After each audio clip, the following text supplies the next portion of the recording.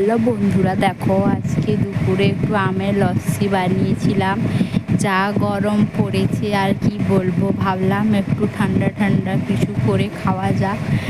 এই জন্য যেমন কথা তেমন কাজ। বাড়িতেই তো আম দুধ থাকে, জন্য বাড়ির কাছে আম দিয়ে লস্যি করলাম।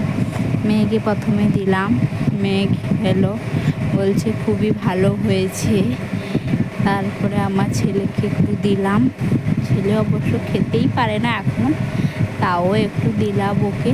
ও দিদি খাচ্ছে দেখে ও তার কাছে ঝাঁপিয়ে যাচ্ছে, ওই জন্য তাকে একটু তার দিদি খাইয়ে দিল।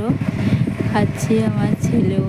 দেখো আমার ছেলের মুখটা কেমন লাগছে, ওর মুখটা দেখেছো তোমরা সবাই? কেমন লাগছে জানিও প্লিজ। আর তোমরা গরমে কি কি করলে সেটাও কমেন্ট করে জানাও প্লিজ। ভিডিওটি যদি ভালো লাগে লাইক কমেন্ট শেয়ার করো প্লিজ।